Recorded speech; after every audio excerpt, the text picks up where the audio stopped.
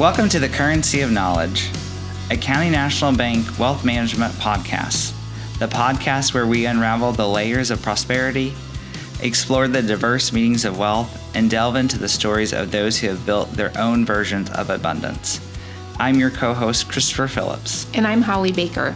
Join us on this insightful journey as we redefine wealth beyond the balance sheets and uncover the true riches that life has to offer. Let's explore the essence of wealth in all its forms. Today, Holleigh and I are joined with Amber Kohler, Vice President, Bank Operations. Thank you for joining us, Amber. Thanks for having me. Not for sure you know what you're getting yourself into, but thanks for having me. Oh, we can't wait. Can't wait. So, Amber, how long have you been at the bank? Since daycare. 27 years. And, just by a quick glance at your face, you certainly don't look to be very much older than 27 years. Though. I'm not paying you to say that, but thank you. Yes.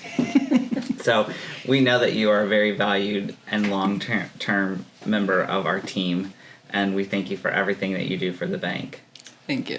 I first started at County National when I was going to college, and I started as a part-time proof operator. So back in the day, I used to sit at a machine that had a keyboard and lots of pockets, and you'd encode the bottom of the checks with the micker.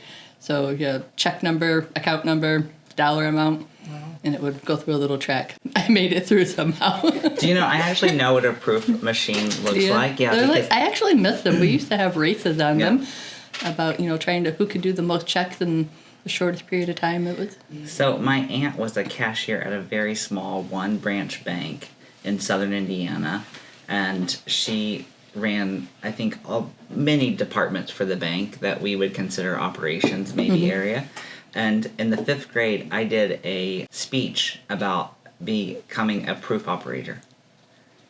It was an interesting thing. I mean, it was more than just, encoding the numbers on the bottom of the checks. You had these long journal tapes, and if you misencoded a check and the transaction didn't balance, because that was before the tellers would balance the transactions, it would, from, the phone calls I would get at like 1 a.m. from the night shift operator when my work didn't balance. If you didn't reverse it out properly, it would throw off the system, and the other department who had to prepare the cash letters and send them out to the Federal Reserve back then. So used to have, they called it micker erase. So it was like this little jar of like this liquid, and you would rub it on the check if you misencoded the number and re-encode it. And if you didn't reverse it off properly and you just made it go away like whiteout, you did not balance at the end of the night. So that's where the phone calls to me came in late at night.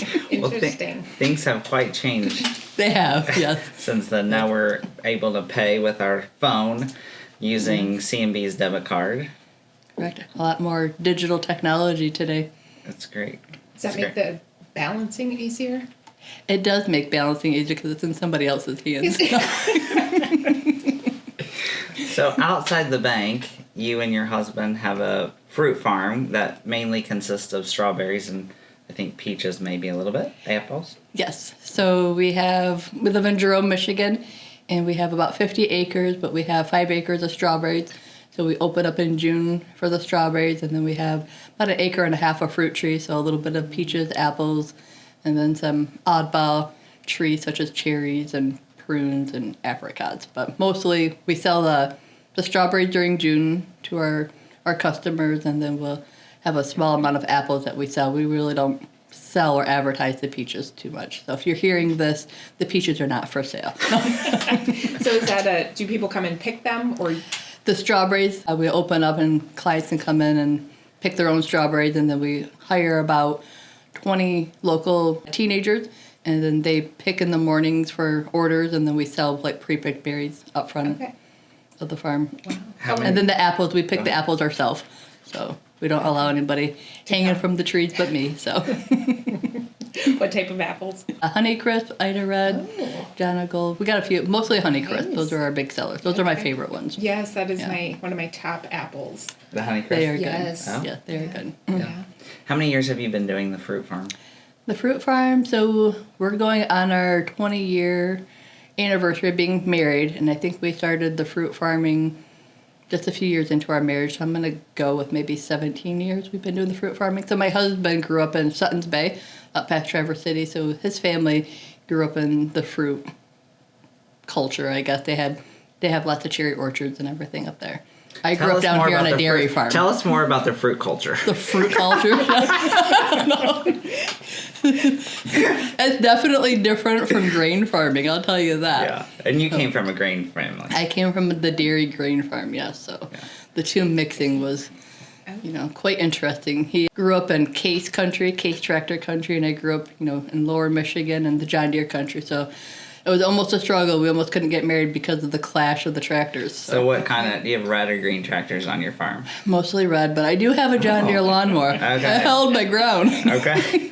I like your conviction. Right. And you didn't want to get back into like dairy farming or anything like So my parents and grandparents had the dairy farm. Okay. They sold like the cattle herd probably 15 years ago. So they just do grain now. They milked about 300. Did you ever help with the milking operation? I did. It was not well. Another job that I did get fired from. My grandfather actually did fire me on that one. Unlike the bank, they kept me on. They seen potential. He did not see the potential. And that's the Mr. Magda. Gerald, yes. Yeah. So what would be hard about the milking process? I feel like I didn't actually milk the cow. I was in charge of feeding the smaller calves back in the day. It wasn't something. Well, how did you really, mess that up? I wasn't into it. So you didn't do it well. I did not do it well. So you I've did. since grown up and I see Yeah. the importance of agriculture and animals. So I know that you did not get Employee of the Year at the dairy farm. No, I did not. However, recently you were just named the first recipient of I made sure to tell my grandfather this. the first recipient of the Howard Award. Tell us a little bit about the moment that they kind of shocked you and surprised you with that. should we first say what it is? Go ahead. Oh.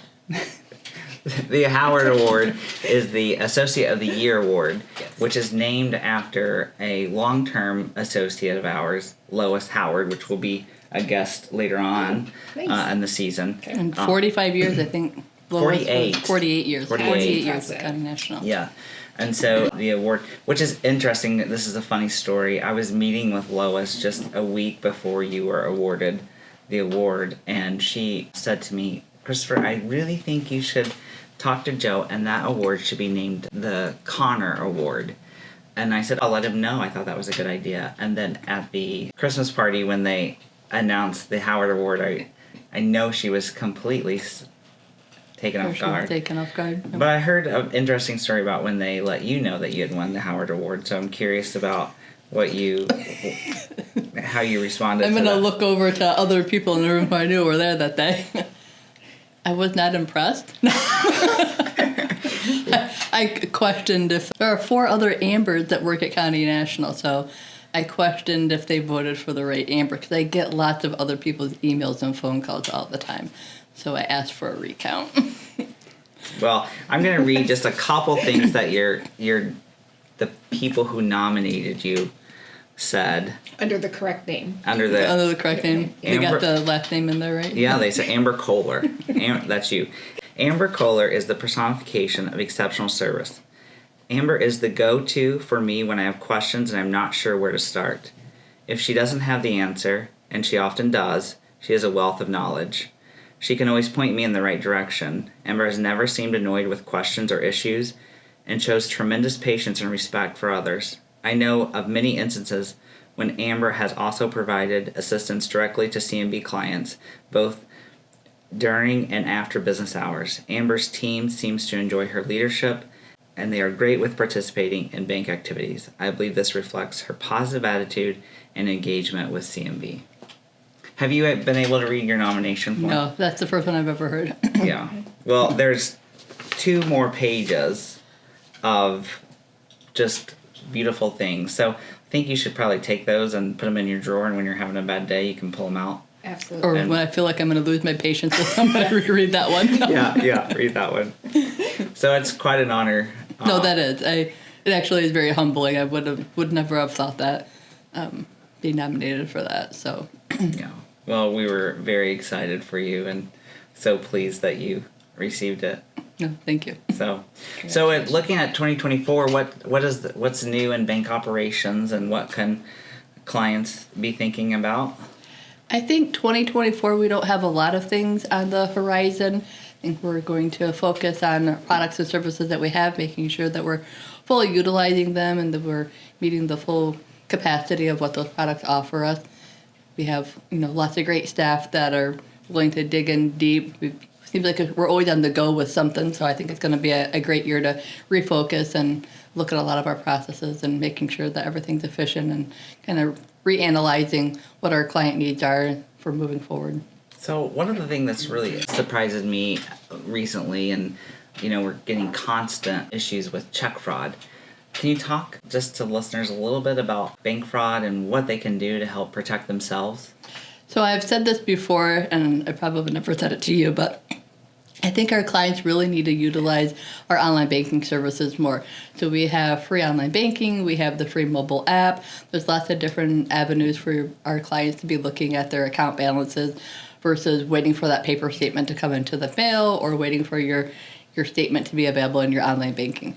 If people looked at their County National Bank account as much as they log into Facebook and YouTube or all the other platforms, I think that everybody's financial health would be in a lot better shape because you'd be more on top of it. Things move so fast these days with, you can use your phone and make a payment with something, use your debit card, and you're instantly seeing it in your account balance and as a presentment. So staying on top of your balances and your activity, I think, is a top priority everybody should have, whether you are, just an individual like myself, or if you are a small business owner or a large business owner, making sure you're looking that check fraud is on the horizon. There's so many security features with debit cards now and ACH transactions that I think the fraudsters are going back to check fraud. And if you think about it, you're writing a check, and what are you doing with it? You're going to go pop it in your mailbox and put a little flag up in your mailbox that says, hey, look at me, I got something important in here. And so, the bad guys can, just drive by. It's not like anybody has a lock on your mailbox. They're driving by, picking your mail out, or they're doing it, in other ways where going to a place of business and maybe they just have a drop box or, a little P.O. box outside of their business, and they're stealing these items, and then they're taking the check and they're creating fraud with it. Using that micker erase. I know. I often wonder what happened to all that micker because they're doing.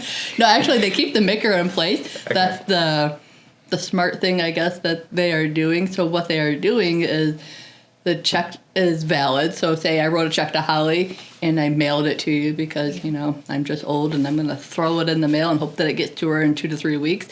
And it doesn't get to Holleigh, and somebody else intercepts that check, and they keep everything on the check the same, so the dollar amount, the account number, the check number, but they're changing Holleigh's name to your name. So then, Christopher, you took that check, you changed her name to your name, and then you go to your bank and you deposit it. I'm the person who wrote the check. I see it hit my account. I see that the check number's fine, the dollar amount's fine. I'm thinking Holleigh got her check, when in reality, 2 weeks later, Holleigh's going to call me and say, hey, Amber, where's that check you promised you were going to send me? And then I'm like, well, it cleared my account. And then I go and I look at that check, and I see that it's not Holleigh's name, it's your name. And so, it just, the fraud, they've just advanced over the years, and they're getting smarter to where a lot of people don't actually pull up the image of their check when it clears their account. They're just seeing that the check number and maybe it reconciled, and they're just assuming, that person got the item. It's kind of interesting that we're so good about not giving personal information. Right. And yet, as I'm listening to you and I'm thinking through it, I'm like, yep, we're sending out checks that have our routing number and our account number. Your our address. Sometimes it has your phone number. Sometimes it even has your driver's license, depending on, what you're putting on that information. And then, I've seen some people who have put it in the little memo, like their social security number or something like that. It's like you've literally just given away the key to your identity at that point. If I could put my thumbprint on it, maybe that would help. Right. Well, who knew that elementary school homework assignment where you had all the images on the paper of the same duck, and you had to figure out what image was different, would be a useful skill in banking. Because over the weekend we received an email from an associate where there had been kind of a fraudulent check that had been attempted to be cashed. Our associate was able to identify that Jackson, Michigan, on the check was not in the right spot. It took me a while to figure out where that was at. And so as the teller or the CSR was running that transaction, they were able to spot that very quickly. It's an amazing fraud protection. And it's really great because our associates are so great looking at the details. I mean, it's their first line of protection. So they'll pull up a program, and if a check's being presented, in the retail area where a client has come in and they want to cash it, and they have the check in their hands, and then they're going to the system and they're looking at other checks to compare it. I mean, their eyes, it's like, what is that? There is some sort of game. Yeah. I can't think of what it is now. Old Maid or something where you're matching up. Yeah. I mean, they're really good at looking at the items and trying to identify something that's up. So in that case, they tried to create a counterfeit check, but they had a pretty good idea of what that check should have looked like. And, there was sometimes there was just one little thing off, and it was amazing because I think that check was close to $2,000, and they prevented, that fraudulent transaction from occurring and contacted the local authorities, and hopefully these individuals get picked up. It's impressive. And we see that every day. It's in the mobile banking. We have people who just fall for the scams. You have a lot of college students, or even people who are hard up for money. Maybe times are tough and they fall for these online scams, to where they'll take a picture of a check and they're going to mobile deposit it. But what people don't realize is when you hold your phone over and you're taking a picture of that check, and it kind of zeroes in on the check. I don't know if you've ever taken a mobile deposit. You get it in square. It's taking a picture of that check, but we can see the whole thing. So it's the whole picture. And a lot of the fraud is coming to where they're getting the information off of an email, and they're saying, take a picture of this check, and they give them the check front and the back and the email, and it tells them exactly what to do and what to say if the bank contacts you. So when they're taking a picture of the check, they're also taking a picture of the directions on the screen. Oh, wow. And, it's very unfortunate, because if you deposit a fraudulent item, then we don't catch it and say you spend the money, you're out that money, and you potentially will lose your banking rights with, whatever financial institution it is, because at that point, you've participated in a fraudulent scheme, and, you're putting the bank at risk and yourself at risk. And we see it every day in every channel, whether it's, deposit fraud in person or on a mobile app, or, what if it's Venmo or PayPal, there's all types of fraud that we see. Wow. It's amazing that with all that the CSRs or the tellers do, that they can even catch it. Mm-hmm. It is. When they actually pick up on stuff like that, it's life-changing for the real client who, potentially doesn't have to take that loss, but then just, you got one, it's a great feeling. Yeah. CMB Treasury Management can streamline your payments and collection processes, manage liquidity, and resolve the working capital challenges businesses face today. Our products and services are designed to help you devise the best combination of services for your business. No matter the size of your business, let us help you with solutions that can best fit your needs and positively impact your bottom line. We're here to talk about wealth, and we're asking our guest to define what is wealth. So, what is wealth to Amber Kohler? So I think wealth can come in a lot of different terms. When I think of wealth, I don't necessarily, I know we work at a financial institution, right? And your wealth management, necessarily my idea of wealth. So I think my idea of wealth is good health, family, having, your priorities in line, whether that's your home life or your relationship with, the community, your spiritual relationship. Lots of different things. I mean, money is nice, don't get me wrong. It helps. It provides lots of luxuries in my life, like this coffee. No. Yeah. So I heard a couple themes there. Health and relationships. Yes. Is that a fair kind of summation of your answer? I think so, yes. Yeah. So how did you come to get to that definition? Because I think part of our job as wealth managers is to understand what wealth means to our clients, and then to help achieve those things with our clients. So, that's what we want to do. So how did you come and to understand the path forward? So tell us a little bit about why health and relationships how you define wealth. So I think with health would be, I was told you're going to need finances, right, to keep you healthy and keep you into the years when you retire, to make sure you can afford health insurance, things like that. But I think ultimately your health is what is going to keep you going in life. It's going to, help you with your mental state, which would help you then with your family, your spiritual life. Mm-hmm. I think we've all seen that. My mother passed away in 2020 of ovarian cancer. And so, for her, I think she would say that, health was definitely not a luxury that she had. And so it became such her health issues became such an inconvenience to her because her whole world was wrapped around in doctor's appointments and chemo treatments and that sort of thing for many, many years. And so health gives us a degree of flexibility in our lives. Right. And you may or may not know, I've had cancer twice in my younger age, so there was always that constant, you're sick, you're healthy, you're sick, you're healthy. So I think having health as the forefront of everything is important, because once you become older, you realize how important that is, where maybe you didn't realize how important that was, years ago when you were younger. Yeah. What year were you first diagnosed? What age? I was 14. 14. Wow. 14. And I think I've heard, I don't know if I heard it from you or not, so you can... Rumor hearsay? You can you spent many days in hospital, Yes. most of your high school career. Yes.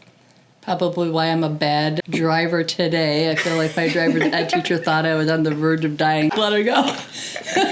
Little did he know I survived. Many speeding tickets over the years. Just because you're so busy with other things. What was that? Just because you're so busy Right. with other I'm things. just trying to get someplace. Right. So, yes. Sure. There was a funny time where I did end up passing the test, like after the second time having to go to the state of Michigan, and I was not the best driver by any means. And I got into the ditch with my vehicle, and lo and behold, Mr. Haywood came driving by, which was my driver training teacher, had to pull me out. So That's hilarious. kind of told him it was his fault. Were you able to graduate on time? I was. Was there any delay? So yes, Yeah. When I was 14, I had my first bout of cancer, and then I relapsed when I was a senior in high school, and so, but I was still able to, had some great teachers who were always giving my parents the homework for me to do, and then while you're in the hospital, obviously, they come by, they don't let you just lay around in bed, they come by and, provide you your homework and everything, so lots of homeschooling, I'll call it. So it's interesting. You worked at the bank since you were 18. 18. So when I first started at the bank, I was probably why they felt sorry for me, kept me up when I was so terrible. I was young. My hair hadn't grown back yet from, my chemotherapy and everything. So I was, had a buzz cut and 18, fresh out of remission. Go ahead. Was just quickly, what brought you to the bank then? So my mom worked at County National Bank, and actually my grandmother worked at County National Bank years ago. Okay. So I had some family who had worked at the bank over the years, and I was going to college part-time, and I needed just a part-time job, and there was an opening, and it was going to be flexible, and I had an in with family, I think, so. So I can't imagine that, to talk with you, you have such a kind soul. You don't really know me. Not that my husband says. We'll interview him later. That's that mute button when Right. she's lost her patience. He actually says it all the time, that I don't have patience. When I purchased something on Amazon, and I assumed it was coming assembled. And when I got there to the house this weekend, it had probably 60 parts. And he goes, "What are you going to do?" I'm like, "I'm going to have my nieces over next weekend. We're having craft night. I'm not putting that together." But with your illness, do you think that you had a sense of maturity that your peers did not? I think so. Yeah. I think it made me grow up faster. I think it toughened me up. So sometimes I feel like I'm I'm probably my own worst enemy at times, to where I feel I don't know how to probably describe it, but maybe what other people think is a big deal, I don't think as much as a big deal, so it doesn't bother me as much. Perhaps. Different priorities, like Right. you Yeah. said. Right. For sure. I think it's, I can't imagine. I think teenage years are difficult. But I And missed out on all the drama, so I feel like maybe that made me a better person. Well, I wasn't in with the cliques of the high school or the drama of the high school. Or Yeah. So did you get to go to prom? I did not. You no. didn't? No. We need to have a prom. No, I wouldn't go. You're not a dancer? Oh, no, I like to dance. Okay. No. Okay. Yeah. I danced at my wedding. I'm good. You're good. Okay. So, going back to the definition of wealth, the next part was relationships. So, do you think your illness played a part on those definitions, or do you think it's just as you've gotten older? I think as we get older, and you're not old by any stretch of the imagination, but I think relationships become, just more important to us. Right. I think they do. I think, growing up, we were a close-knit family, so we grew up on, a farm, so you're always on the farm. You're there with your grandparents, your parents, your cousins. Someone had to everybody. watch you make sure those Yeah. calves were fed. I know, right? Got demoted really quick. But that was before I got sick, so I grew kinder as the years went on. Gotcha. But no, I think family is important, and then when you're growing up over the years, and then perhaps you lose a loved one or you see other people struggling, you just realize what's more important in life. Is it all the hours that you're going to put into your job away from your family, or is it more where you can spend more time with your family doing things that are more meaningful, and whether that's your family, your church family, within the community, whatever that is. Yeah. Why do you think you have such a can-do and positive attitude? We worked I think I've been at the bank for about 7 years, and we worked not closely every day, but we've worked on committees together for 7 years. And one of the things that I'm most inspired by you is that there's always I think we can figure this out. I think we can do this. I think we can achieve this. So do you think that your illness helped define that because you were up against such... I think so. I think that's a good analogy of it. I think when I was, sick, you're always hearing the doctor say, well, we'll try this, we'll try this, we'll try this. Or, I did a lot of my treatments at U of M. When U of M was struggling with maybe a protocol or something, I was transferred out to the Mayo Clinic. So the Mayo Clinic is, a place where that I went and had my surgeries at because, the Mayo or U of M, had to, reach out, try plan B, right? Mm-hmm. So there's always that. And then I think just growing up on the dairy farm, we grew up with our father, and you're always trying to, not really reinvent the wheel, but, make other things work or thinking outside of the box to get something done. Getting creative. Right, being creative. Yeah. And I think you do that very, very well. Thank you. So the last part of our little talk is going to talk about how the bank, County National Bank, can help people achieve their wealth. So you talked about relationships and health. And I think this is something that is actually, there would be a difficult direct line to relationships. I was once told by a very wise person that if money can solve the problem, it's not a problem. And I think that's difficult sometimes to hear if you're in a situation where you are struggling with a money problem, because I do think money problems are legit problems. But I think what that person was saying is that relationships can be fixed. It takes a lot more to fix a relationship than to fix a money problem, I think is what is being said, which is true. I would agree with that. Yeah. But with health, I do think that, health is there's a lot of definitions of health. And I know we've been talking a lot about physical health, but I also think that there's some value in the way the bank can help with physical health. And that's one, making sure that you have funded your HSA. Right. So Holleigh, you want to talk a little bit about HSAs? Sure. So HSA, Health Savings Account, which many people know about, and of course we have them here at County National. And an HSA is where you can, depending on if you're single or a family, you can fund in it each year up to a certain dollar amount. and then use that for medical expenses that aren't covered. And so that certainly can help individuals, different than a cafeteria plan or a flex plan, because you get to have it continue to roll over as opposed to having it spent in that year. And so for some individuals, especially as they're getting older or may understand that there's a health need that could arise, being able to fund those throughout the year and over the years and have it roll, maybe even into retirement, can be very helpful to help with their financial health, along with their regular health needs. Right. And on the relationship side, we can help with that actually, because as we talked about and we teased a little bit about, our spouses don't always necessarily agree with every action that we take or every approach the way we see the world. And so a lot of times that comes back to, exactly what their hopes and dreams and fears are.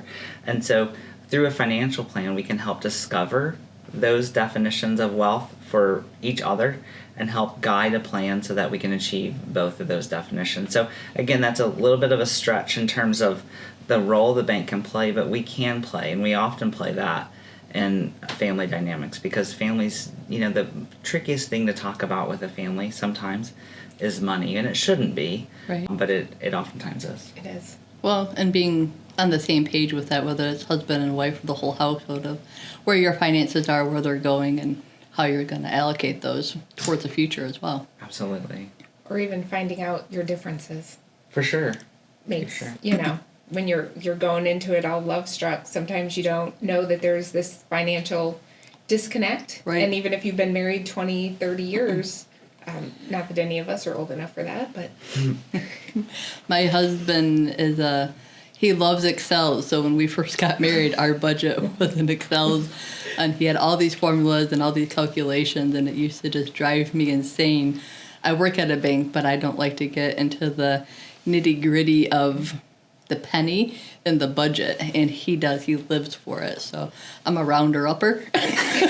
Or downer, depending Or downer, which whichever, way benefits me the best. Whichever which way, so Yeah. that was a big change, getting on the same financial page with him. Do you think that you've achieved that? You think you're on We the same have page? achieved that, yes. Through And- our own bank account. And No was, kidding. was there a sort of meeting of the minds there, or was that like you just adopted I his gave. You Yeah, did. I gave it. You Yeah. did. I knew I wasn't going to win. So you have been a slave. I knew you that became a was slave that's in to his that. DNA to be. He's an engineer, so it's in his DNA to be meticulous Yeah. and to the penny and driven that way. So I compromised. Gotcha. Yes. And so in retirement, you're going to farm another 10 acres of strawberries? Possibly. Oh, wow. That's amazing. It's amazing. Well, Amber, thank you so much for being here. We appreciate No, thanks for having me. your time, and congratulations on being the inaugural winner of the Howard Award. Thank you. It is very humbling, to be honest, to be named. Especially after Lois Howard, I was able to work my entire career at the bank with Lois Howard, so she's always been a great mentor and a woman that I've always looked up to and respected. wonderful. And is your goal to beat 48 years? What was that? Is your goal to beat 48 No, years? that is not my goal. You could do it, though. You're like probably the only person that could beat her record.